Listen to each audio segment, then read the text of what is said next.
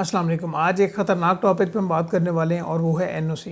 NOC में दो options हो सकते हैं, या तो ऑडिट फर्म अपने ट्रेनी स्टूडेंट को एनओसी इशू करे या ट्रेनी स्टूडेंट एनओसी लेके किसी और जगह मूव करे। तो आज हम स्पेसिफिकली बात कर रहे होंगे ट्रेनीज़ के पर्सपेक्टिव से। ऑडिट फर्म के पर्सपेक्टिव से बाद में बात करेंगे वो कौन से सिनेरियोज हो सकते हैं कि ऑडिट फर्म आपको एनओसी इशू कर सकती है। तो पहले हम बात करते हैं ट्रेनीज़ के पर्सपेक्टिव से, और इसमें तीन सिनेरियोज हो सकते हैं। Number one, conflict. हर जगह कॉन्फ्लिक्ट हो सकते हैं, चाहे पाकिस्तान हो या आउटसाइड पाकिस्तान। इसके ऊपर डिटेल में बात करेंगे। और दूसरे नंबर पे आपको कोई अच्छी अपॉर्चुनिटी मिल जाए किसी और ऑडिट फर्म में तो आप मूव कर सकते हो। और इसके ऊपर एक एग्जांपल भी है, क्योंकि मुझसे एक स्टूडेंट ने कांटेक्ट किया था जो अभी एक ऑडिट फर्म में ट्रेनिंग कर रहे हैं एक डिपार्टमेंट में और मूव करना चाह रहे हैं। इसके ऊपर भी बात करेंगे। और जो थर्ड पॉइंट है वो है हमारा इस तरह के लाइक एबीसी कोई भी ऑडिट फर्म है और उसके 2-3 ऑफिस हैं डिफरेंट सिटीज़ में, लाइक लाहौर में भी है, इस्लामाबाद में भी है, कराची में भी है। और अगर आप कराची से हो या लाहौर से हो और आप दूसरे सिटी में मूव करना चाह रहे हो कि आपकी फैमिली शिफ्ट हो रही है और आपने भी मूव करना है, तो क्या सिनेरियोज हो सकते हैं। तो पहले हम बात करते हैं कॉन्फ्लिक्ट पे। देखिए, पाकिस्तान में मैं ये तो नहीं कह रहा कि हर ऑडिट फर्म में, but most of the cases में काफ़ी केसेस हमारे पास भी आए हैं जो अभी तक हमने आपके साथ डिस्कस नहीं किए, बड़े हैवी लेवल के। इंशाल्लाह कभी टाइम मिला तो उनके ऊपर बात करेंगे, वो थोड़े कंट्रोवर्शियल हो जाते हैं।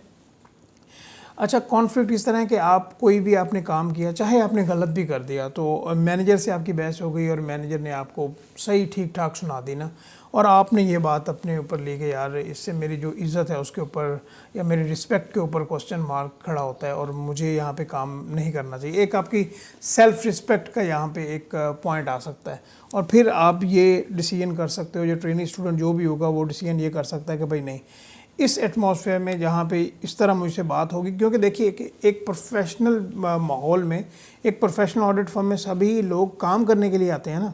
कोई ये तो नहीं होता कि हाँ भाई आप किसी से पर्सनल ग्रज रख लें। जब पर्सनल ग्रज का या कॉन्फ्लिक्ट का इशू आएगा, या तो आप इसे रिजॉल्व करें, क्योंकि एक ट्रेनी स्टूडेंट की जो हैसियत होती है ऑडिट फर्म में वो इम्पोर्टेंट होती भी है और इतनी ज़्यादा भी इम्पोर्टेंट नहीं होती वो मैनेजर्स, पार्टनर्स, डायरेक्टर्स के लिए। तो कॉन्फ्लिक्ट जब अराइज होगा तो वहाँ से ट्रेनी स्टूडेंट्स मैंने देखे जो स्टेप लेते हैं और वो वहाँ से एनओसी लेके किसी और ऑडिट फर्म में मूव करते हैं।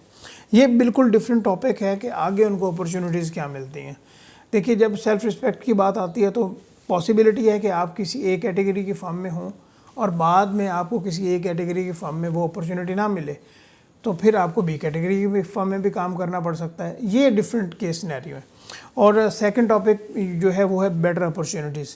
अच्छा, स्टूडेंट की मैं बात करता हूँ, वो एक मैं एनोनिमस रखता हूँ उनको और ऑडिट फर्म को भी एनोनिमस रखता हूँ कि वो एक कराची की फ़र्म में, एक वेल रेप्यूटेड ऑडिट फर्म में, अच्छी ऑडिट फर्म, आप ए कैटेगरी में भी आप ये कह लें कि बिग अगर 5 में आएगी तो वो आती है बिग 5 में, क्योंकि डिलॉयट तो निकल गई है तो बिग 4 में आ जाती है वो। तो वो इंटरनल ऑडिट डिपार्टमेंट में अभी अपनी आर्टिकल्स कर रहे हैं और उन्होंने मुझसे कांटेक्ट किया कि सर मुझे ये बताएं कि यहाँ पे मुझे टाइम तो मिलता है, मैं टाइम पे भी आता हूँ, टाइम पे चला भी जाता हूँ, बट इंटरनल ऑडिट का स्कोप मुझे आप काइंडली गाइड कर दें, और क्या मुझे कंटिन्यू करना चाहिए, और अगर मुझे किसी और ऑडिट फॉर्म में अपॉर्चुनिटी मिल रही है एक्सटर्नल ऑडिट में या टैक्सेशन डिपार्टमेंट में, तो क्या मुझे मूव करना चाहिए।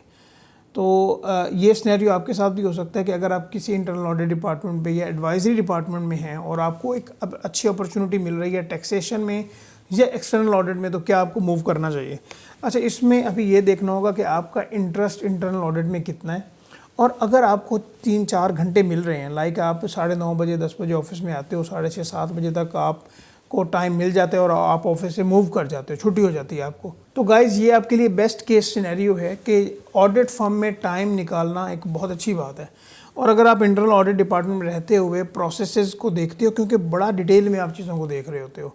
हाँ, ये है कि अगर इंटरनल ऑडिट में रहते हुए आप अपना जो माइंड है वो डाटा एनालिसिस हो गया या बिग डाटा हो गया, डाटा साइंस, इसकी तरफ ले जाओ, अपनी स्किल्स पे ऊपर काम करो और साथ आप 3-4 घंटे डेली अपनी स्टडी करो, तो मैं कहता हूँ इससे बेहतर ऑप्शन आपके पास है ही कोई नहीं। और बिल्कुल सेम एज इट इज़ मेरे वर्ड्स थे। और अगर आप ये कहते हो कि नहीं यार मुझे मूव करना चाहिए, लाइक आपको एक्सटर्नल ऑडिट में या टैक्सेशन में जाना ही जाना है करियर के पर्सपेक्टिव से, क्योंकि मार्केट में बहुत ज़्यादा डिमांड होती है जिन्होंने अपने आर्टिकल्स टैक्सेशन डिपार्टमेंट और ऑडिट डिपार्टमेंट से कंप्लीट किए होते हैं, तो फिर आपको उस ऑडिट फर्म से मूव करना चाहिए और अपॉर्चुनिटी को लेना चाहिए। अपने तीसरे पॉइंट पे आते हैं, which is movement in the same audit firm with different city. आप एग्जांपल ले लीजिए कि लेट्स सपोज आप अभी कराची में हैं और आपकी पूरी फैमिली ने लाहौर में या इस्लामाबाद में शिफ्ट होना है।